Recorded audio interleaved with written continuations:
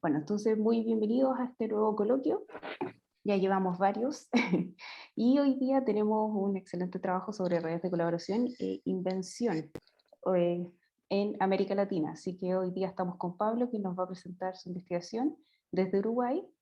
Así que te dejo el escenario, Pablo. Bueno, muchas gracias, Francisca. Muchas gracias a todas las personas que han entrado hoy en este coloquio sobre redes y a la organización por permitirnos presentar esta ponencia que hemos preparado. Esto es un trabajo, en realidad es una serie de trabajos. La idea que teníamos de presentar es los resultados principales de un proyecto de investigación en el que hemos colaborado Carlos Bianchi, Pablo, yo mismo, Sergio Palomeque, Santiago Picasso y Adrián Rodríguez Miranda. Somos investigadores del Instituto de Economía de la Universidad de la República de Uruguay y voy a hacer una presentación, como les decía, de los principales bases teóricas, bases metodológicas y algunas pinceladas de los hallazgos que hemos tenido a lo largo de este proyecto. Muy brevemente, el contexto: es un proyecto financiado por lo que aquí se llama la ANI, es la Agencia Nacional de Investigación e Innovación, a través de un fondo de financiación a investigaciones aplicadas, el Fondo María Viña se llama. Y el proyecto se titula, como se titula la ponencia, ¿no? Redes de colaboración e invención en América Latina, evidencia a partir de datos de patentes. El proyecto lo coordinamos desde el Instituto de Economía y ECON, que ven aquí, y participa dentro de la Universidad de la República también la unidad de propiedad intelectual. Tenemos colaboración con investigadores de la Universidad Autónoma de Madrid y de la Universidad de Uppsala, que es gente que trabaja, son Patricio Saiz y David Anderson, que son dos colegas que están especializados sobre todo en bases de datos de patentes y que nos han ayudado un poco al procesamiento de las bases de datos, que ahora les contaré. Y desde la política pública también ha colaborado lo que sería la Oficina de Patentes Uruguaya, la Dirección Nacional de Propiedad Industrial del Ministerio de Industria, Economía Ministerio de Industria, Energía y Minería de Uruguay. Esta DNPI, o Dirección de Propiedad Intelectual, es la que nos ha facilitado los datos para el caso uruguayo. El proyecto duró hasta mediados de este año, de 2021, y en líneas generales lo que planteábamos aquí es analizar reconstruir las redes asociadas a los procesos de invención y para el conjunto de América Latina. Planteamos cómo son esas redes, cuáles son sus principales características estructurales, y luego un conjunto de preguntas de investigación que en líneas generales lo que plantean es cuáles son los factores que determinan las causas, ¿no?, del surgimiento de estas redes, y cómo son los impactos o efectos que generan estas redes sobre los procesos de innovación en los países de la región. Desde el punto de vista teórico, las bases del proyecto están en esta idea de la economía de la innovación, o la escuela neoschumpeteriana, que plantea que los procesos de innovación surgen no de manera aislada, sino que surgen en el seno de interacciones y de colaboraciones. O sea, esta literatura que dice no es que las colaboraciones sean importantes, sino que en sí el proceso de innovación es por esencia interactivo. Esa esencia interactiva se ha estudiado no solamente desde la literatura de los sistemas de innovación, sino también desde la literatura de lo que se puede conocer como la geografía económica, la literatura sobre distritos industriales, sobre clústeres de empresas, sobre entornos innovadores, etcétera, que parte de unas planteamientos teóricos clásicos cuyas intuiciones se pueden plasmar o se pueden modelizar a partir de análisis de redes. Y también hay otra corriente de literatura como muy cercana a esta anterior, que es la de la gestión del conocimiento, la literatura del management o de empresa, que analiza redes de colaboración entre organizaciones y empresas, ¿no? Entonces, desde esos podrían ser como de alguna forma los postulados teóricos. Lo aplicamos al caso de América Latina y ahí lo que encontramos es que hay varios trabajos que plantean que la región presenta importantes problemas de rezago crónico asociados a la generación de conocimientos y a las innovaciones. Plantea también que América Latina es una región, igual que en muchos otros aspectos económicos sociales, enormemente heterogénea entre sus países y también a la interna de sus países. Y encontramos que, si bien hay gran cantidad de análisis, hay una dificultad que encontramos en los estudios sobre innovación en América Latina, es que hay poca disponibilidad de datos homogéneos y comparables a escala regional, y que permitan, datos homogéneos y comparables, que permitan identificar actores y vínculos de interacción entre esos actores. En algunas investigaciones previas, por ejemplo, este es un informe de la World Intellectual Property Organization, o sea, la Oficina Mundial, la Organización Mundial de Propiedad Intelectual, que recientemente hizo una reconstrucción de interacciones entre países, también entre ciudades y entre actores a escala global, y encontraba que América Latina se encuentra bastante al margen de las redes globales de innovación. Ha habido algunos estudios que han identificado, reconstruido redes de colaboración en procesos de innovación en la región, como por ejemplo estos trabajos de Araujo y sus colegas, para el caso de Chile, de Pinto y coautores, pero estos estudios son sobre todo a escala nacional. Y estos estudios han utilizado datos de patentes análogos a los nuestros. También hay trabajos que han analizado redes asociadas a la producción de conocimiento y la innovación, pero a partir de datos primarios, empleando encuestas y sobre todo con enfoques sectoriales o territoriales, estudios que han analizado clústeres o distritos en algunas regiones de América Latina. Desde el instituto, de hecho, estamos llevando hay otra línea de investigación en la que estamos trabajando. Ahí destacan también los trabajos de Lisa Giuliani de la Universidad de Pisa, que ha hecho estudios en clústeres vinícolas en el sur de Chile, recientemente hizo uno en Argentina, también bastante interesantes. A escala regional, para todos los países de América Latina no hemos encontrado antecedentes.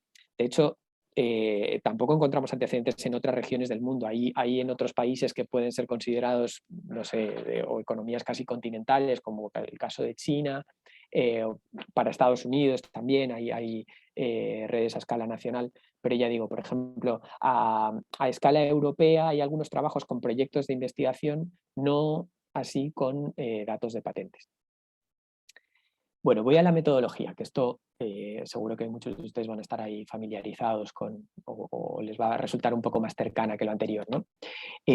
Primero los datos. Nosotros usamos dos fuentes de datos. Una, para comparar a escala latinoamericana, utilizamos la base de datos de patentes registradas en la Oficina de Patentes y Marcas de Estados Unidos, la USPTO,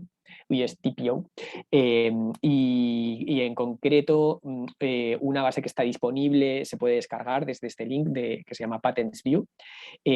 Esta base tiene la ventaja de que tiene datos desambiguados, o sea, datos que permiten identificar de manera inequívoca a los actores que participan en los procesos de invención, que esencialmente son dos tipos de actores, son inventores, personas, ¿sí? Y propietarios de las patentes. Y los propietarios de las patentes pueden ser personas, pero en la mayor parte de los casos son organizaciones, son universidades, centros de investigación o empresas. Entonces, a veces dos personas con el mismo nombre pueden ser, o dos personas con nombres parecidos se pueden confundir o no, y los algoritmos de desambiguación que ya se han desarrollado desde hace varios años y PatentsView aplica uno, permiten identificar si dos personas que tienen distinto nombre son distintas personas, o yo qué sé, dos Juan Pérez son o no la misma persona. Entonces, para reconstruir redes esto es fundamental. Si no están desambiguados los datos, la reconstrucción de las redes genera problemas importantes. Lo que a nosotros nos interesa es identificar las redes de colaboración asociadas a las invenciones desarrolladas desde países de América Latina.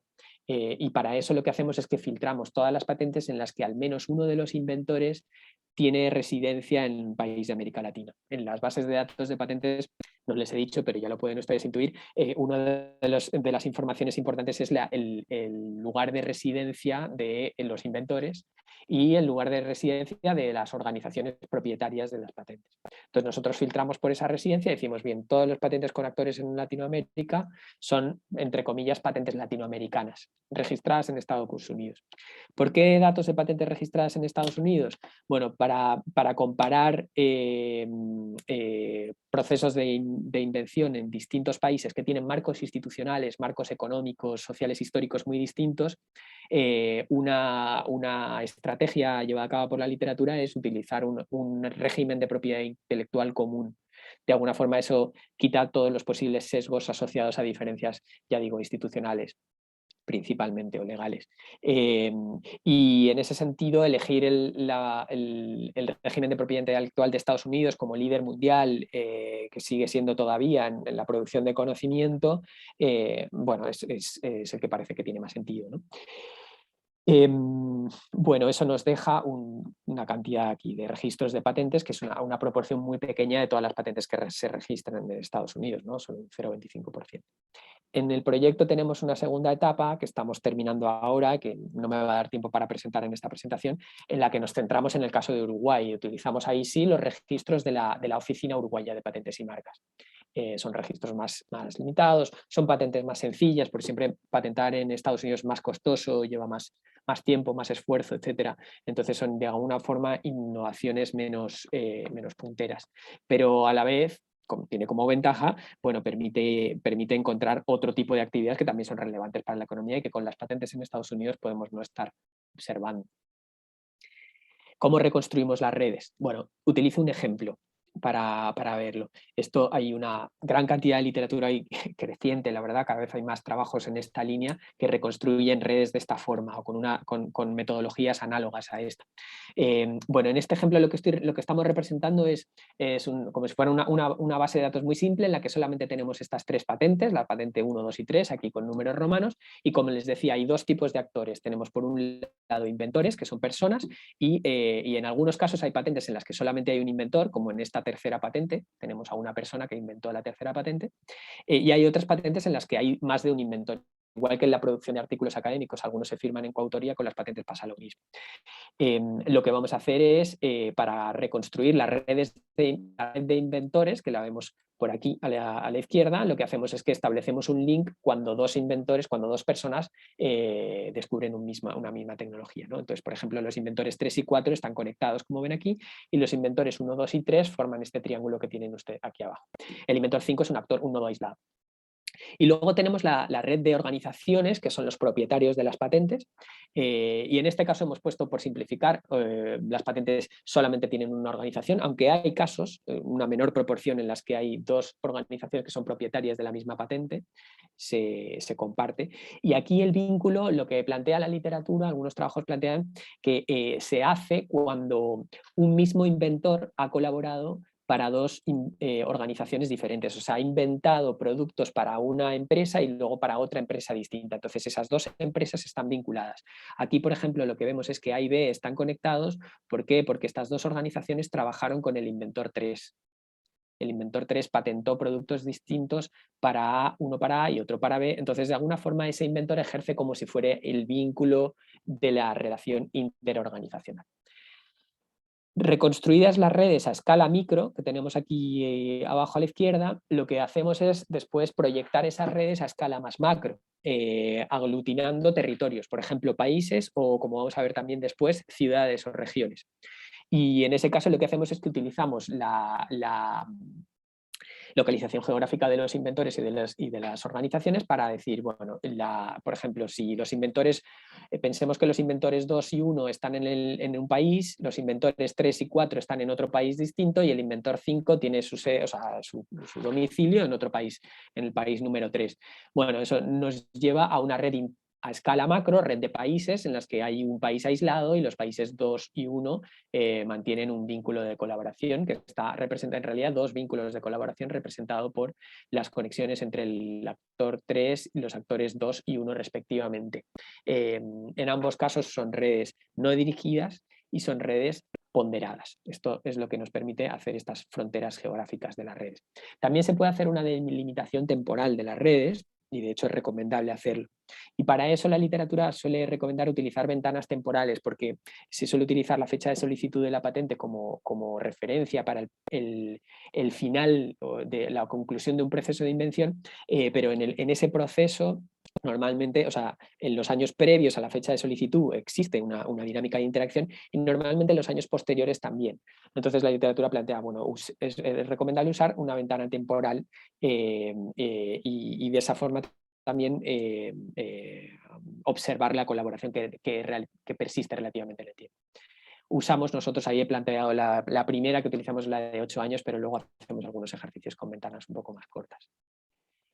Bueno, por favor, si tienen dudas o lo que sea, deténganme. Voy a ir presentando algunos hallazgos que los he organizado. Esta primera es una parte descriptiva y simple que tenemos ahí en un primer documento de trabajo. En realidad es un documento bastante extenso que se pueden descargar aquí y que recoge algunas de las cosas que voy a ir presentando para que se hagan una idea, y antes de reconstruir las redes, cómo viene la cantidad de patentes solicitadas por país. Bueno, ahí tenemos una gran diferencia entre la cantidad de patentes que solicitan los países como Brasil y México, y un poco más atrás Argentina.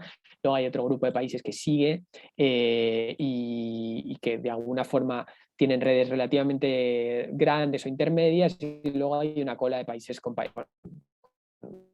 cantidad de solicitudes de patentes muy pequeñas, ¿no? O sea, muy poca actividad innovadora, en el sentido de, bueno, actividad innovadora que acaba en la solicitud de una patente.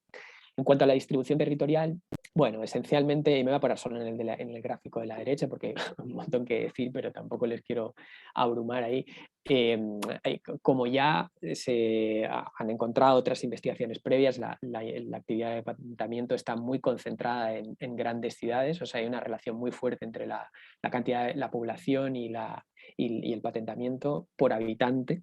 En el caso de América Latina, bueno, lo que observamos, grandes ciudades en Sao Paulo y Río de Janeiro, Buenos Aires en Argentina, Santiago de Chile, también en México. Hay otras grandes ciudades, como por ejemplo Lima en Perú, que no muestran esta relación tan clara, o sea, en términos, o sea, tiene un gran tamaño y una escasa cantidad de patentes por habitante. Y luego una de las cosas que veíamos, que también es bastante esperable, pero también nos ayuda para como agrupar a los países, hay una relación entre la cantidad de inventores por país y la cantidad de propietarios o innovadores, que son empresas, utilizamos ahí el término schumpeteriano de innovador. Es decir, países que tienen más inventores son lógicamente aquellos que tienen más innovadores, aunque hay algunos casos de países que tienen una proporción mayor de inventores que de innovadores y viceversa, países en los que tienen una mayor presencia de organizaciones y empresas propietarias. Y luego también nos ayuda para ver esto que les decía antes. México y Brasil están muy distanciados del resto, esto está en escala logarítmica, pero también podemos observarlo, y ese conjunto de países que le siguen con redes grandes / intermedias. Aquí podríamos incluir a Panamá, Uruguay, Perú y Costa Rica como redes intermedias / pequeñas, y luego este grupo de aquí de países con redes realmente muy pequeñas que apenas, por la cantidad de actores que tienen, nos permite sacar algunas conclusiones interesantes.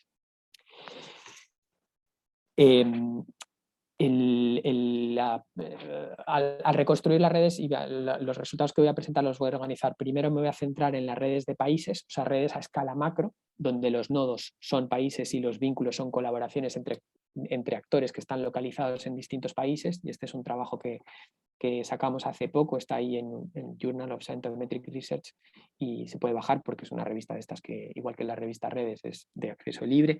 Y básicamente lo que encontramos aquí, los dos grandes titulares, que no me voy a parar demasiado en él, es la estructura de la red refleja una clara orientación extrarregional, o sea, hay una propensión a conectarse de los países de América Latina, no tanto entre sí, sino hacia fuera de la región, hacia Norteamérica anglosajona, hacia Europa y hacia Asia. Eso por un lado.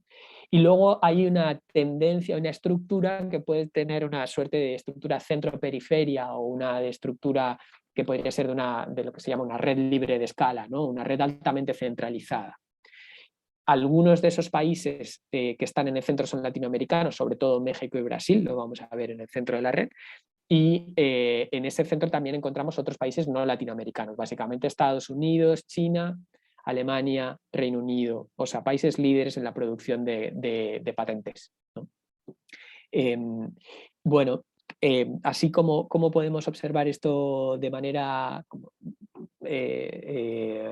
muy resumida, aquí representamos la red de inventores de países latinoamericanos que están representados en gris y extra latinoamericanos, o sea, no latinoamericanos, en fin, no de fuera de la región, representados en blanco.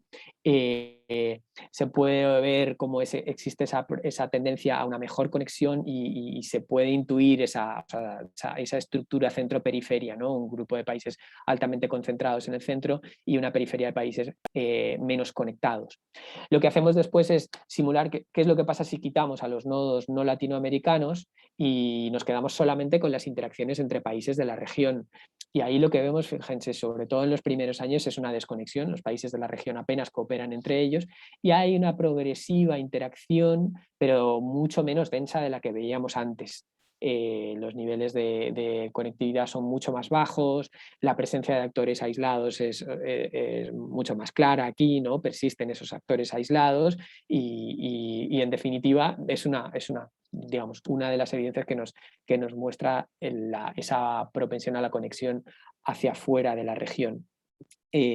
Para ver la estructura centro-periferia, bueno, ahí hay un montón de opciones. Nosotros aquí optamos por algo como bastante sencillo, que es aplicamos el test de Kolmogorov-Smirnov, que básicamente lo que hace es la bondad del ajuste de una distribución. En este caso hacemos la distribución de grado por nodo, ¿sí? La densidad, o sea, la función de densidad de la centralidad de grado y vemos el grado de ajuste de esa distribución con la que sería una distribución de ley de potencia, que es la que, bueno, según el modelo este de Barabás y Albert, describe una red libre de escala, ¿no? Una red donde hay hubs, que son los actores más centrales, y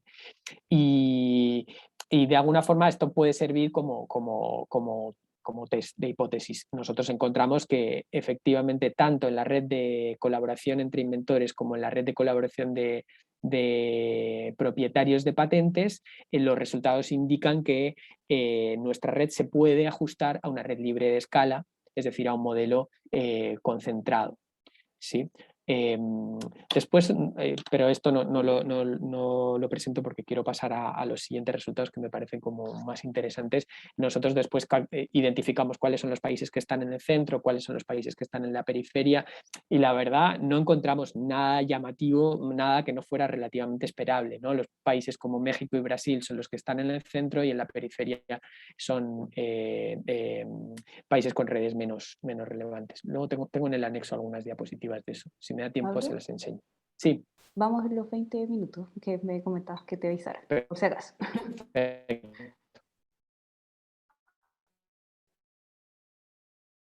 Vale.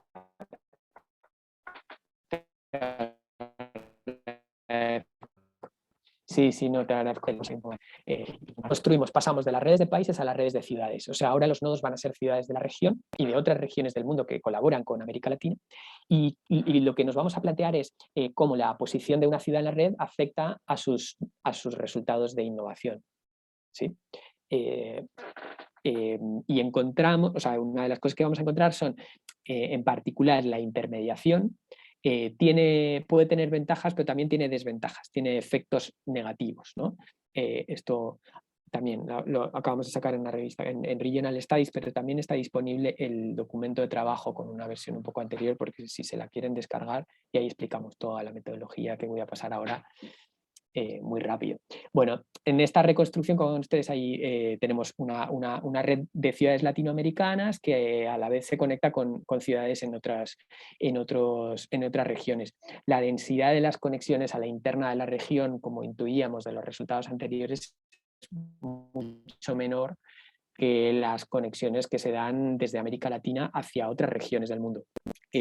Y una vez reconstruida la red y analizado un poco su evolución, nos planteamos, les decía, cómo influye la centralidad de cada ciudad en la red sobre su capacidad de generar nuevas innovaciones en el futuro, y cómo influye dentro de la centralidad las conexiones que se realizan hacia la región, vínculos de una ciudad latinoamericana con otra ciudad latinoamericana, frente a las conexiones que se dan hacia afuera.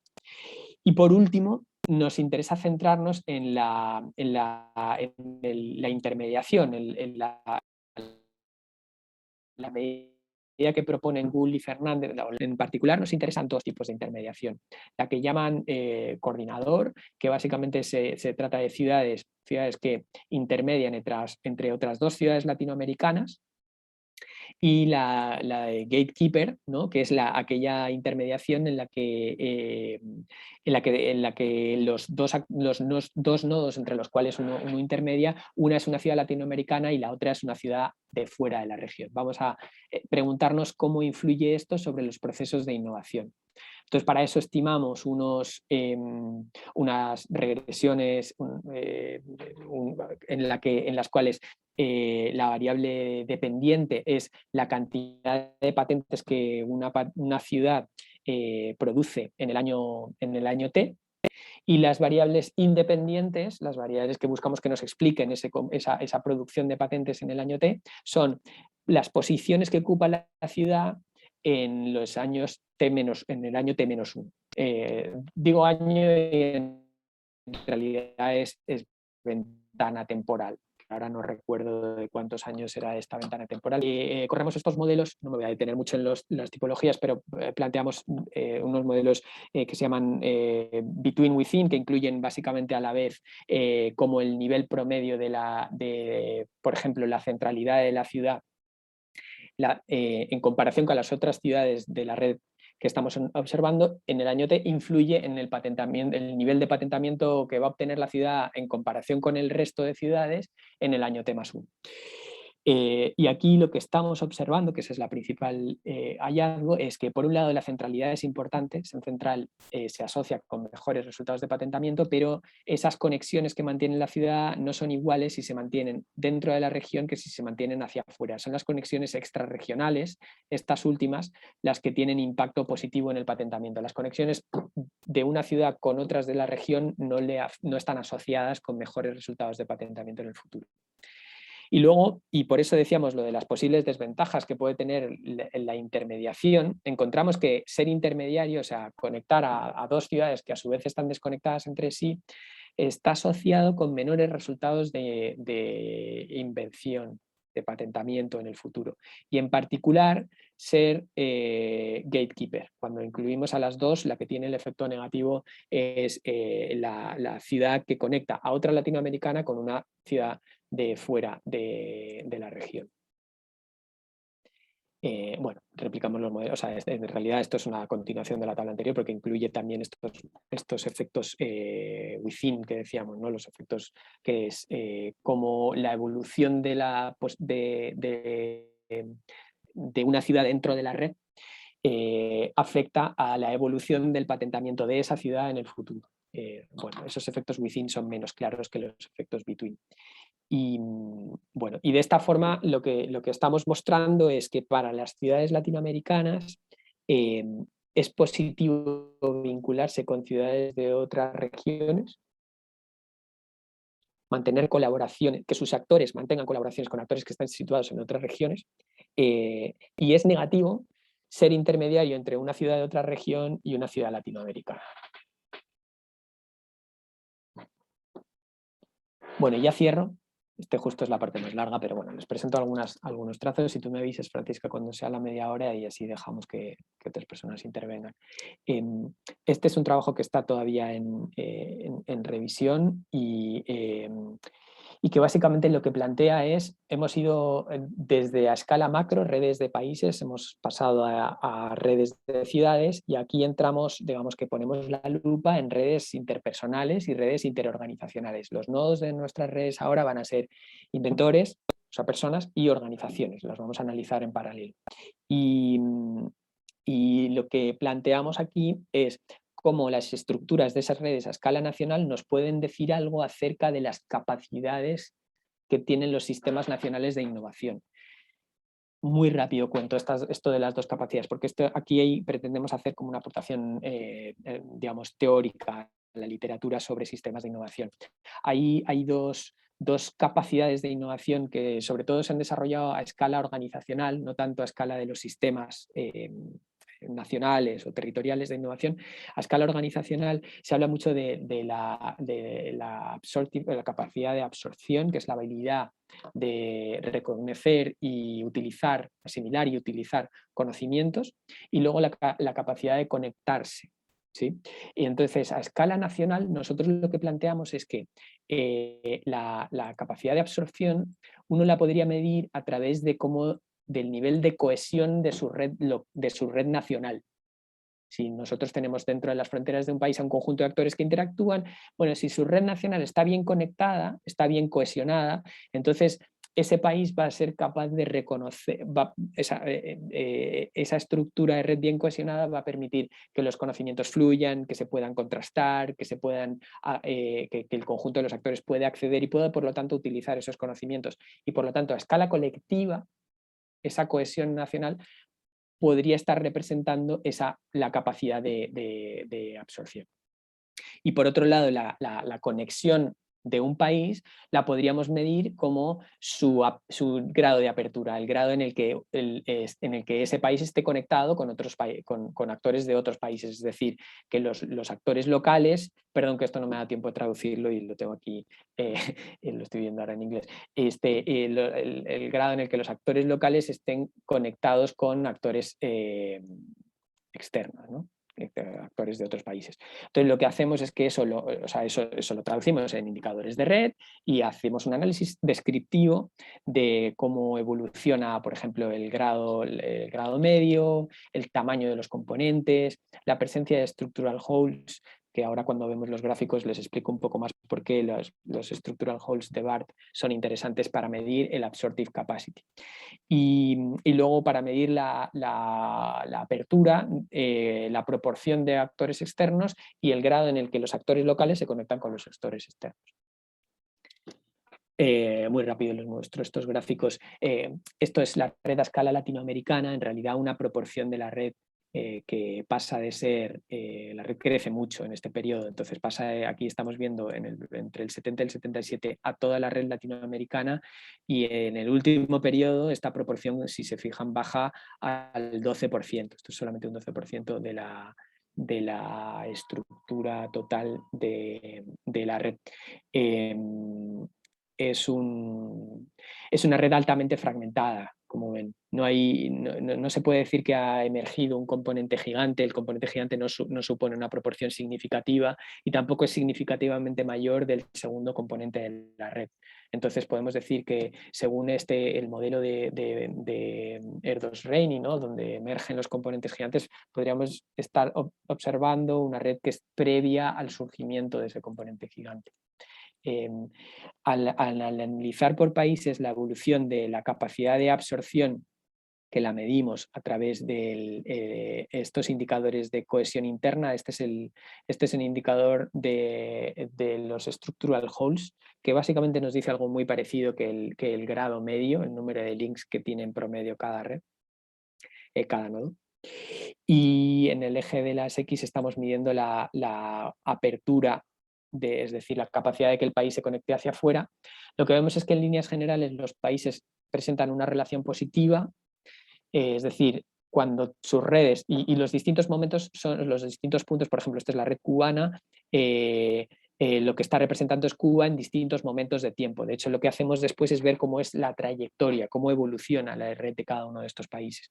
Encontramos esta asociación positiva, excepto para el caso de Chile, que encontramos una asociación negativa, es decir, en los años en los que la red chilena aumenta su cohesión interna, también disminuye las conexiones hacia el exterior.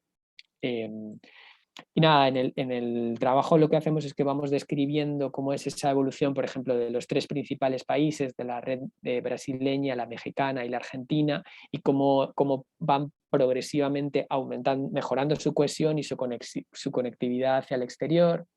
Encontramos un caso interesante en el caso de Cuba, que eso lo podíamos ver, voy a volver 2 diapositivas hacia atrás, como en términos de cohesión interna Cuba representa un relativo, bueno, un relativo no, un claro outlier, ¿no? Está muy por encima en términos de cohesión del resto de los países de la región, y esto se puede observar, fíjense, este es el tamaño de, si no me equivoco, esto es el average, el número de links, del número de links por nodo, muy por encima cómo evoluciona el resto de los países, y de hecho es la única red que presenta la emergencia de un componente gigante, un componente que aglutina. Esta es la evolución de la red cubana, y en el 2002 se puede ver cómo emerge ese componente que conecta a una proporción muy significativa de los nodos cubanos, que además, en la que además no observamos ningún actor aislado. Esta red encontramos que puede estar vinculada al desarrollo del sector de la biotecnología y la tradición que tiene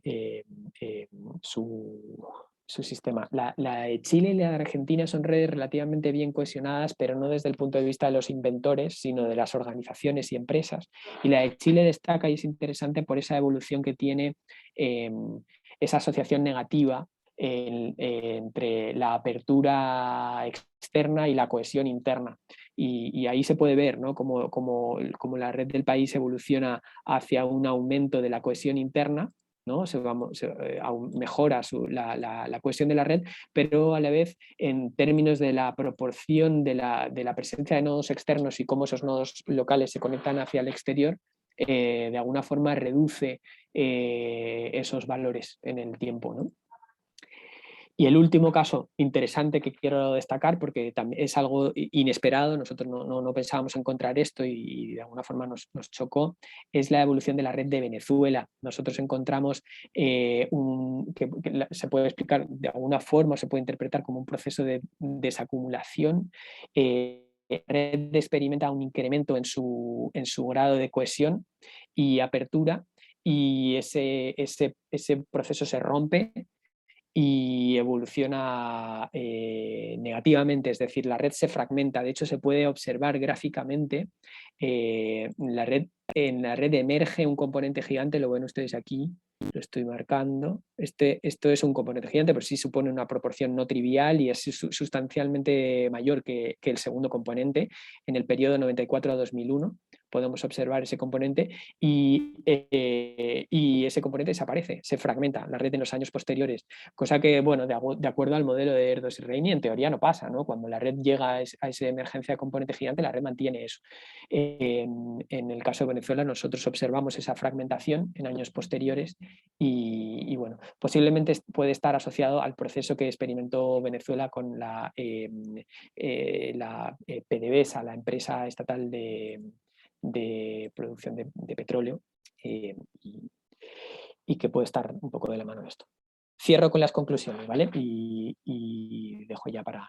Nada, básicamente lo que encontramos en este proyecto, estamos encontrando resultados que corroboran algunos aspectos esperados, como por ejemplo la orientación extrarregional, la desconexión interna o la fragmentación interna, la presencia de países claramente en posiciones de liderazgo como Brasil y México, pero también encontramos algunas cosas no esperadas, como por ejemplo países con redes fuertemente cohesionadas, como vemos en el caso cubano, la verdad era algo que no esperábamos, y casos de conexión y desconexión, como este que les contaba de Venezuela. Se puede incluir también al caso chileno, esa evolución distinta al del resto de países.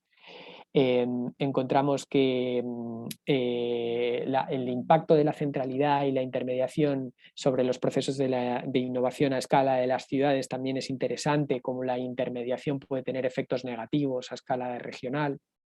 Y esta asociación que veíamos antes de la cohesión interna de las redes de países y la apertura hacia el exterior. Y preguntas y desafíos, bueno, si puede estar reflejando estas estructuras de las redes, políticas públicas para el desarrollo de los sistemas de innovación, políticas como la industrialización por sustitución de importaciones, típica de América Latina, la firma de tratados, sobre todo en Norteamérica, o la difusión de las tecnologías de la información.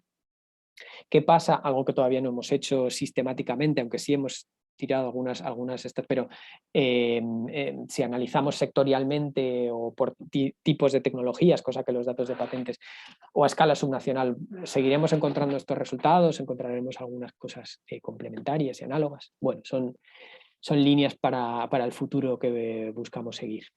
Muchas gracias. Muchas gracias, Pablo.